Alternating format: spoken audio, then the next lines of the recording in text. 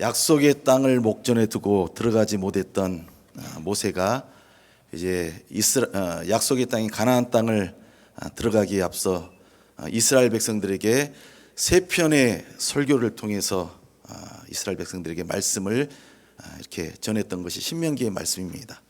그래서 저도 여러분들에게 세 편의 설교를 준비했는데, 지난주에 첫 편 신명기, 다시 쓰는 신명기, 삶으로 증언하라 라는 주제로 말씀을 나누었고, 두 번째는 신앙의 태도를 묻다라는 주제로 두 번째 신명기의 말씀을 함께 말씀을 나누고자 합니다.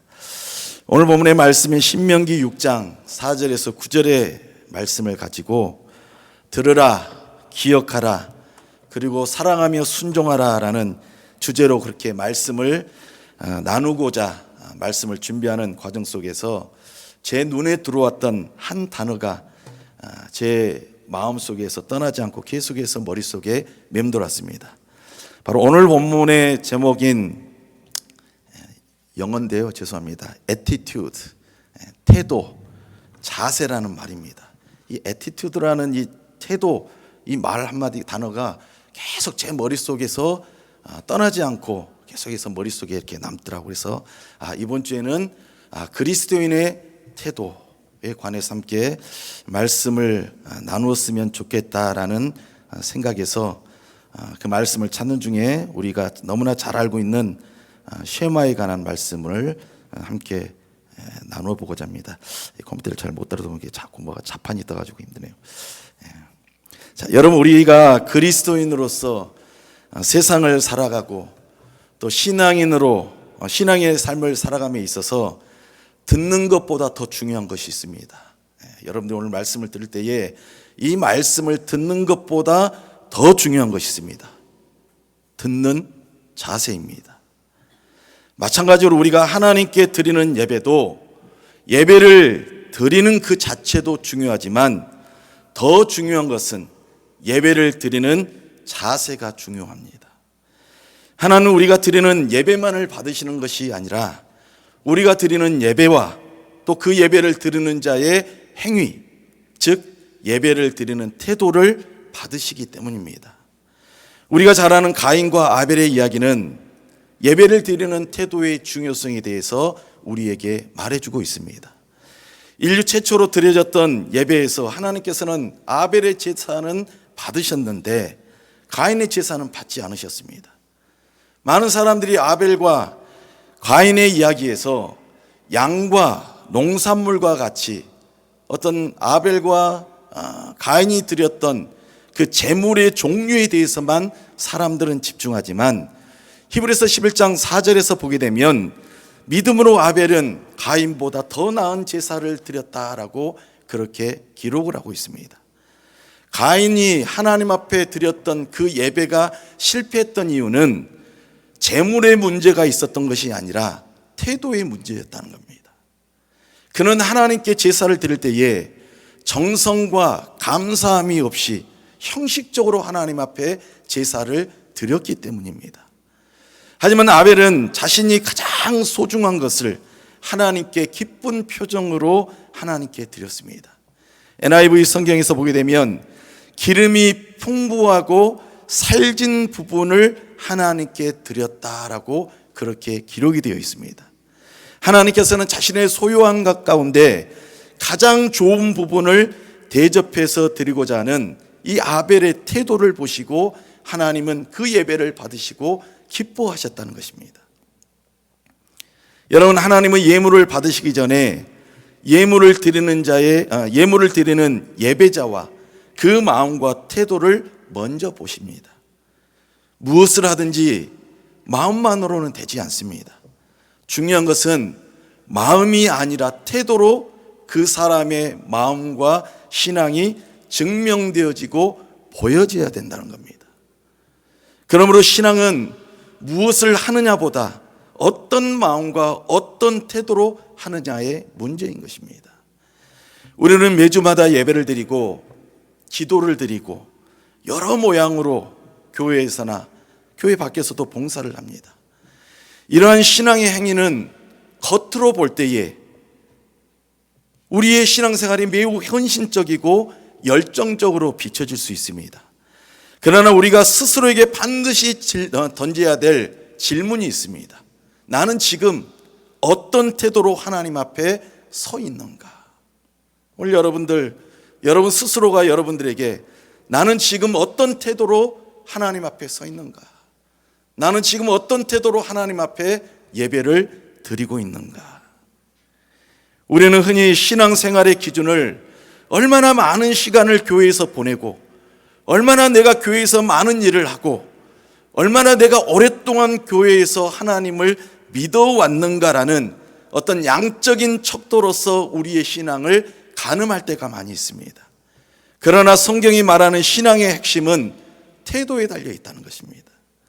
태도는 단순히 겉으로 드러나는 모습만을 말하는 것이 아닙니다.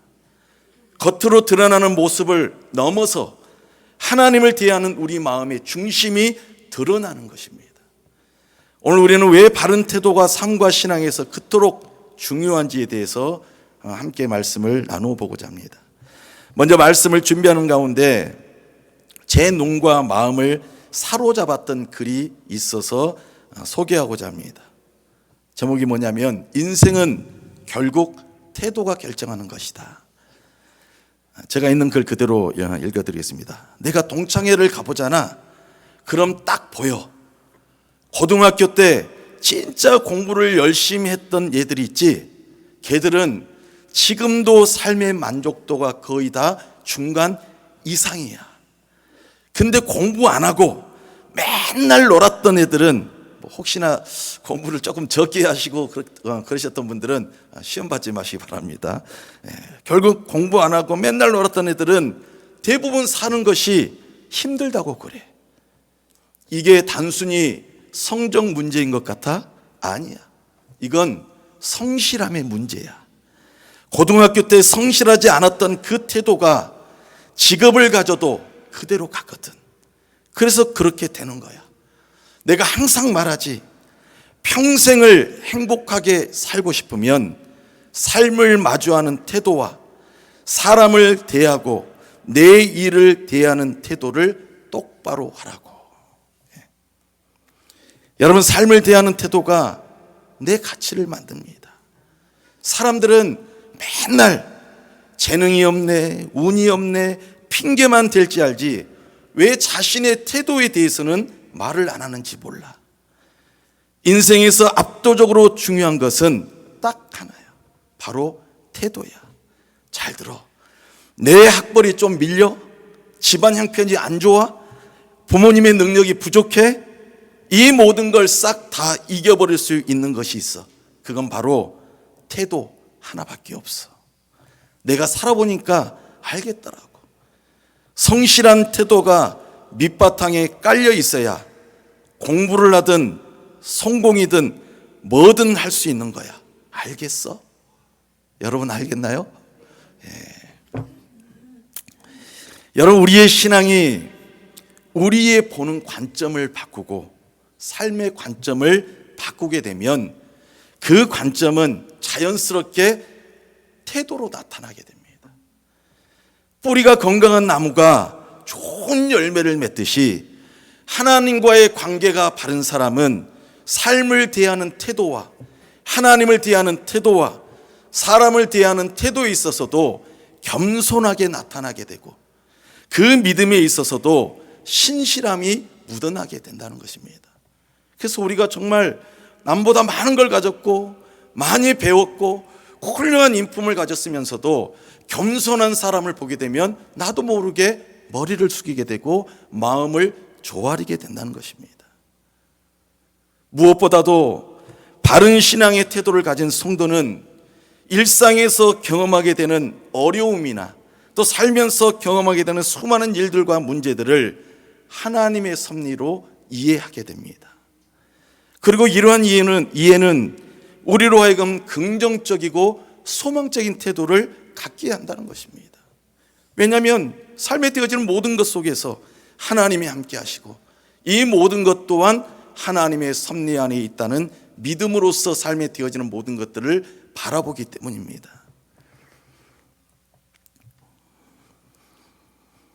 무엇보다도 우리는 우리의 삶 속에서 되어지는 모든 일들 속에서 하나님이 우리와 함께하고 있다는 것을 우리는 항상 잊지 말아야 됩니다. 여러분, 섭리라는 말을 들어보셨죠? 섭리 안 들어보셨어요? 하나님의 섭리.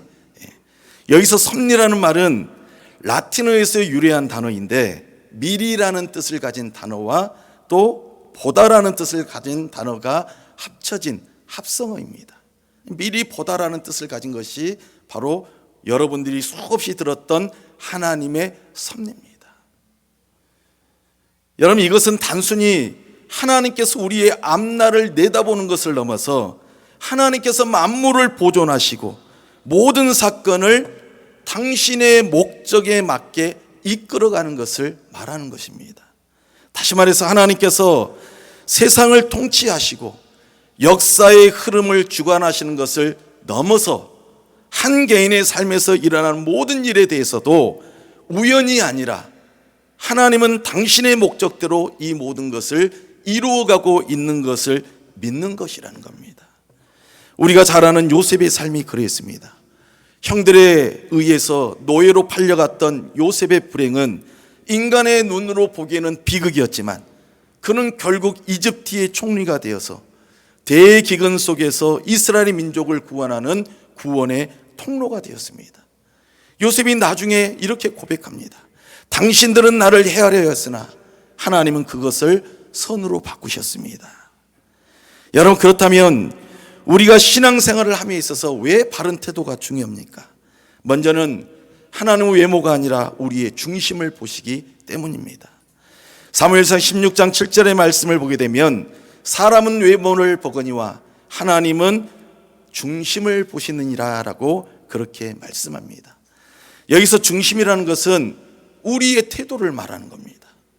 우리가 아무리 화려한 제물을 드려도 그 안에 하나님을 향한 경외함이 없다면 그것은 울리는 꽹과리에 불과하기 때문입니다. 다음으로 태도는 믿음의 그릇이기 때문입니다. 하나님의 은혜는 모든 사람들에게 비와 같이 내리지만 그 은혜를 담아내는 것은 마음의 태도라는 것입니다.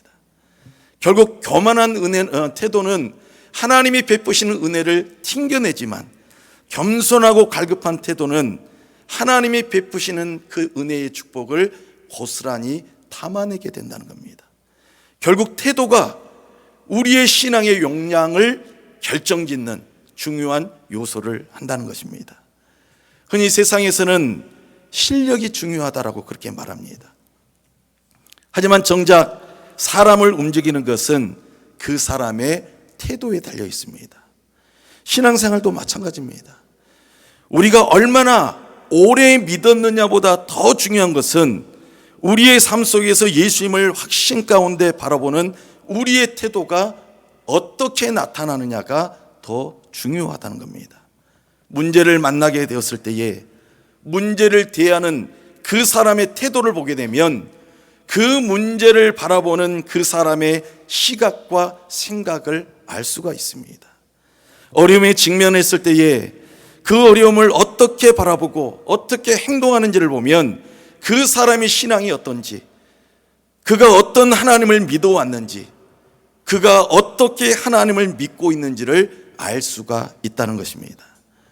신앙은 막연하고 추상적인 것이 아니라 우리의 일상에서 드러나는 구체적인 태도, 우리 일생에서 드러나는 구체적인 태도라는 것입니다. 여러분, 신앙은 관점을 바꾸고 우리가 보는 관점은 우리의 태도를 바꾸게 됩니다. 빌립보서 2장 5절에서 8절의 말씀에 보게 되면 바울은 우리에게 그리스도 예수의 마음을 품으라라고 그렇게 권면합니다.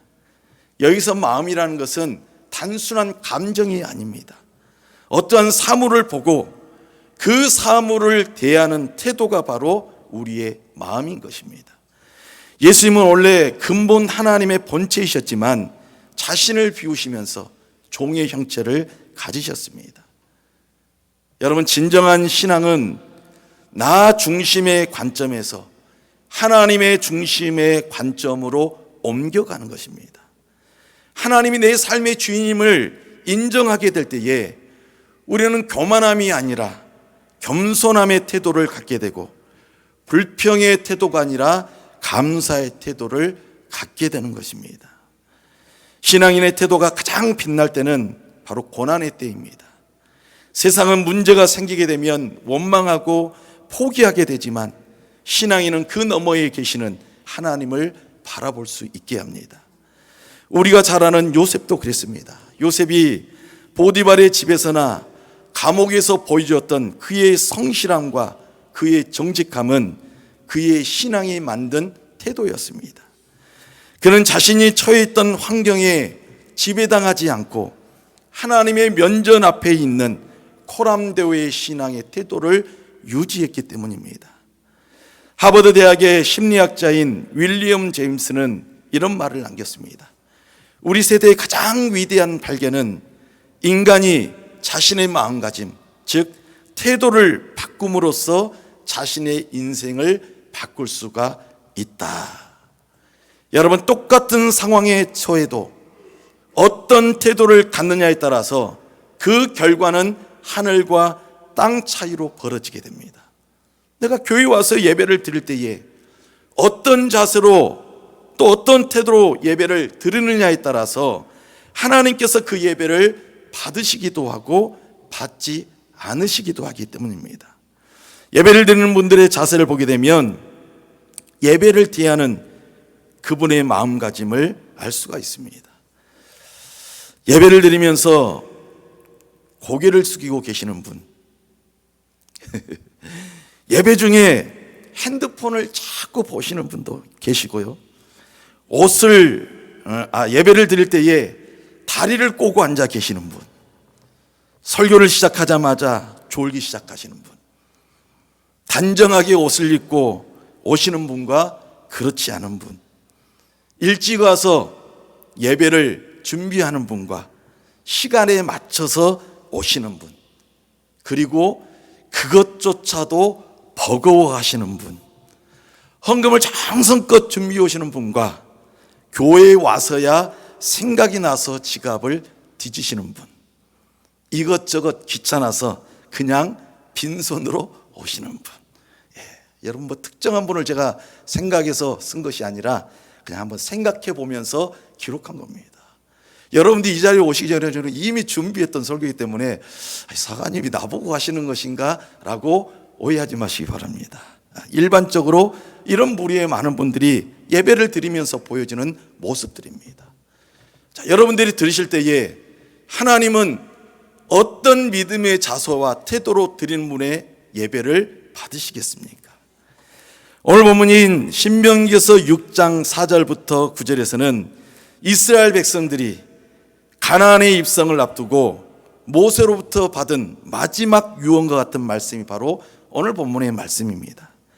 하나님은 광야 40년을 지나온 그들에게 복잡한 율법의 조항보다 더 근본적인 것을 요구하셨습니다. 그것은 바로 하나님을 대하는 마음과 자세, 즉 쉐마의 태도입니다.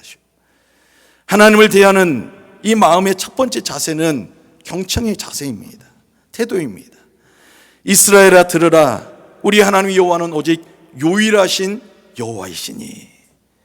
본문의 시작은 쉐마, 들으라 라는 말로 시작합니다. 신앙의 첫 번째 태도는 경청하는 것입니다. 히브리어 쉐마는 단순히 소리를 듣는 것을 넘어서 주의를 기울여서 듣고 그 말씀에 순종한다는 의미를 담고 있습니다. 어느 곤충학자가 친구와 함께 번잡한 뉴욕의 거리를 걷다가 갑자기 학자가 멈춰서더니 귀뚜라미 소리가 들리네 라고 그렇게 이야기를 했습니다. 그러자 함께 걷고 있던 친구가, 아니 이 소음 속에서도 그 소리가 들리냐면서 그 말을 믿지 않았습니다. 그러자 학자는 자기 주머니에서 동전 몇 개를 꺼내더니 길바닥에다 동전을 던졌습니다.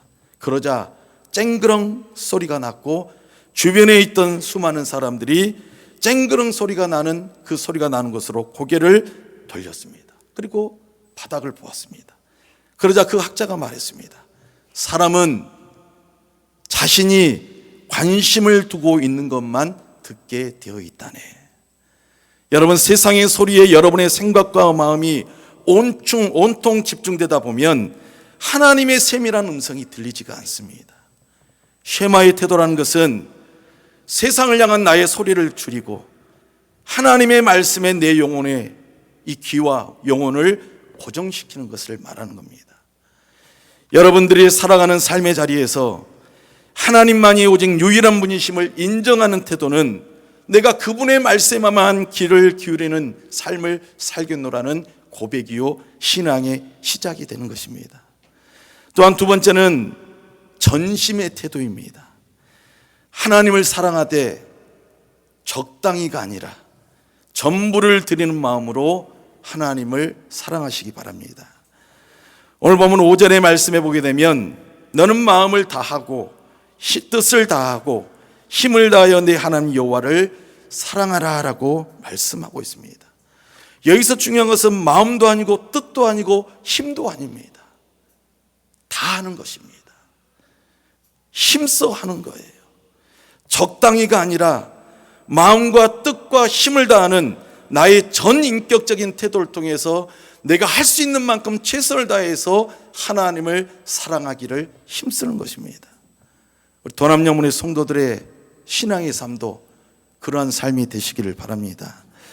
특히 힘을 다하라는 이 구절의 히브리어는 메우드라는 말인데 매우 또는 넘치도록이라는 그런 뜻을 가지고 있습니다. 다시 말하면 여러분들이 가진 에너지와 재능과 여러분의 시간의 전부를 다해서 그 모든 것들이 하나님께로 향해 있어야 된다는 것입니다. 천재 조각가인 미켈란젤로가 시스티나 성당의 천장화를 그릴 때의 일입니다.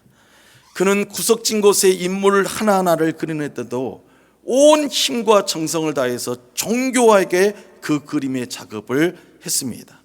그러자 그 모습을 보고 있던 친구가 이렇게 물었습니다.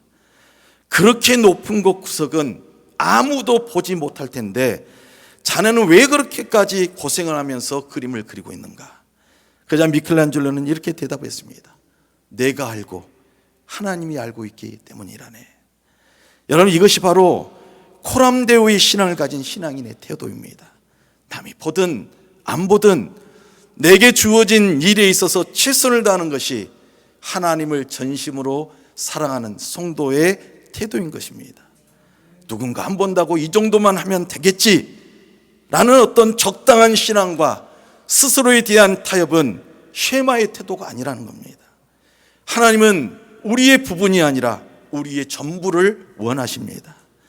하나님께서 허물 많은 다윗의 죄를 덮어주시고 그를 마음에 합한 자로 여기셨던 것은 무심으로 하나님을 섬겼던 사울과 반심으로 하나님을 섬겼던 솔로몬과는 다르게 그가 허물이 많았음에도 불구하고 하나님을 전심으로 사랑하고 섬겼기 때문입니다. 다음으로는 머리가 아닌 마음에 새기는 신앙인이어야 됩니다. 6절을 보게 되면 오늘 내가 내게 명하는 이 말씀을 너는 마음에 새기고 라고 그렇게 말씀하고 있습니다. 하나님의 말씀이 돌판이나 종이 위에만 머물렀다면 여러분 그것은 그저 지식에 불과할 것입니다. 진정한 신앙인의 태도는 하나님의 말씀을 자신의 마음에 새기는 것입니다. 여기서 새기다라는 말은 각인하는 것입니다. 지워지지 않도록 깊이 파내는 것입니다. 유대인들은 이 말씀을 지키기 위해서 테필린이라는 상자를 말씀에 넣어서 손목과 미간에 붙였습니다. 지금 여러분들의 눈에 보이는 저 가죽 주머니가 테필린입니다. 저 테필린 속에 이스라엘의 쉐마의 말씀을 넣고 저들은 항상 하나님의 말씀을 기억하고 새기는 삶을 살았다는 겁니다. 유대인들은 하나님께 주시는 이 말씀을 지키기 위해서 이 테필린이라는 곳에 상자에 말씀을 넣어서 손목과 미간에 붙였습니다. 하지만 테필린을 미간에 붙이는 것보다 더 중요한 것은 말씀을 마음에 새겨서 항상 삶 속에서 하나님의 말씀을 기억하고 변화되기를 힘쓰는 삶을 사는 태도가 중요하다는 것입니다. 말씀을 마음에 새기는 것은 마치 젖어 있는 시멘트가 굳기 전에 발자국을 남기는 것과도 같습니다. 여러분, 공사 현장에 가게 되면 세면을 열심히 이렇게 작업을 해서 해놨는데 다음날 오게 되면 뭐가 박혀 있습니까? 여기는 밟지 마세요라는 글씨를 사방에 붙여놔도 딴짓을 하고 딴색을 하다가 발을 밟고 지나가는 사람도 있고, 고양이님께서 개님께서 오셔가지고 꼭 자기 발자국의 흔적을 남기고 가더라는 거예요.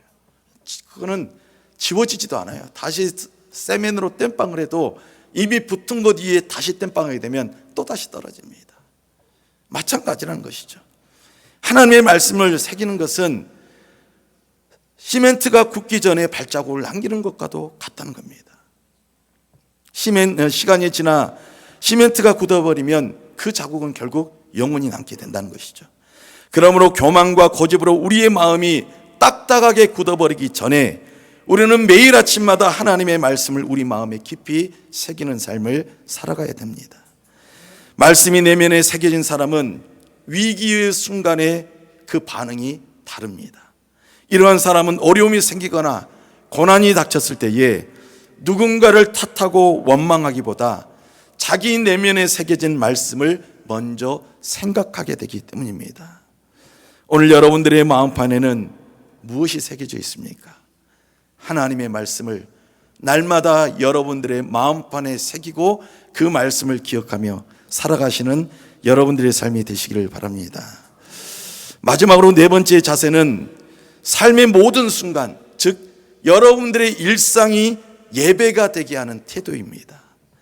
오늘 본문의 7절의 말씀에 보게 되면 내 자녀에게 부지런히 가르치며 집에 앉아 있을 때든지 길을 갈 때든지 누워 있을 때든지 일어날 때든지 이 말씀을 강론할 것이며, 여러분, 쉐마의 신앙은 신앙의 교회 안에서 활동하는 것에만 국한되는 것을 경계하고 있습니다. 7절의 말씀에 보게 되면 네 가지의 상황이 나옵니다. 앉았을 때, 길 갈 때, 누울 때, 일어날 때. 여러분, 이 네 가지의 상황은 우리 인생의 모든 순간을 의미하는 것입니다. 다시 말해서 신앙이라는 것은 어느 한순간에 누군가에게 보이기 위한 이벤트가 아니라 우리의 삶의 어떤 보여지는 삶의 모습이라는 겁니다. 삶을 마주하는 태도라는 것입니다.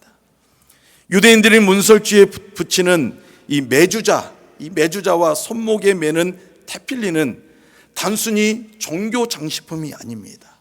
저게 메주자죠, 메주자.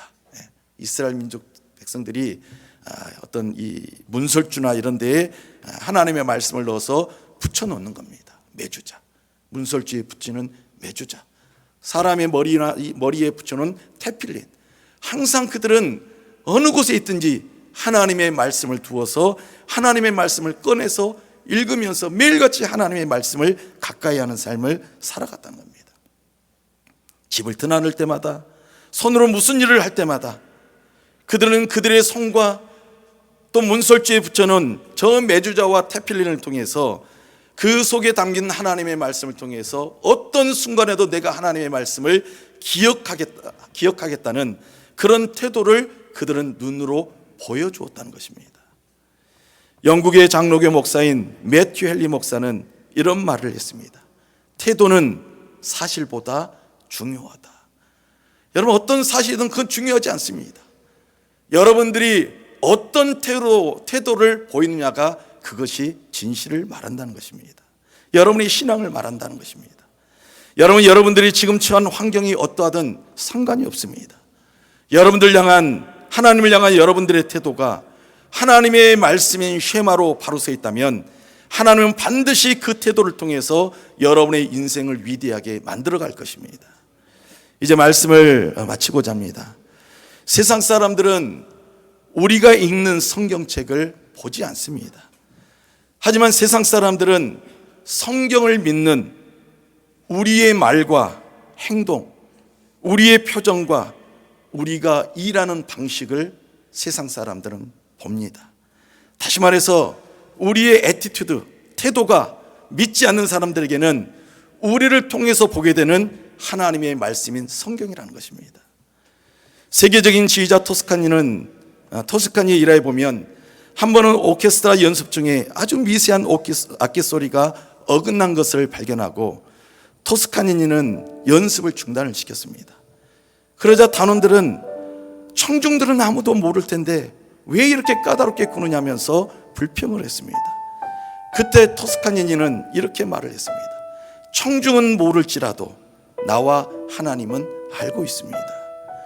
여러분, 신앙의 애티튜드, 신앙의 태도는 사람이 보느냐가 아니라 하나님이 보고 계시느냐, 즉 코람데오의 기준을 두면서 우리는 하나님 앞에, 사람 앞에 우리의 믿음의 삶을 지켜나가야 됩니다. 그렇기 때문에 아무도 알아주지 않는 일을 하고 있거나 가사와 같은, 또 단순한 노동과 같은 아무도 주목하지 않는 일을 하는 순간에도 항상 내가 하나님 앞에 서 있다는 믿음의 태도로 하나님 앞에서, 사람 앞에서 내 삶을 그렇게 살아가야 될 것입니다.